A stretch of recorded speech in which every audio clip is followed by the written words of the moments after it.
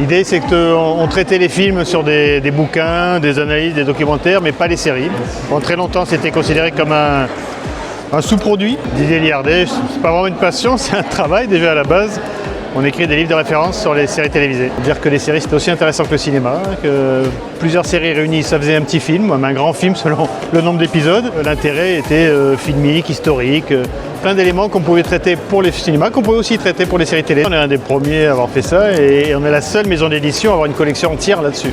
Les séries cultes, comme on dit aujourd'hui, même si le terme est un peu galvaudé, les grandes séries des années 50 à 80, même 90. Beaucoup de recherches à la base, beaucoup de recherches iconographiques, trouver les interprètes, les artisans qui ont travaillé dessus, les interviewer pour avoir des documents, des témoignages précis. Et puis après, analyser la série, la regarder de fond en comble, chercher tout ce qui a été fait autour et réunir tout ça, faire une synthèse et faire un livre à l'arrivée. C'est une passion entre guillemets parce que j'aime les séries télé depuis très longtemps.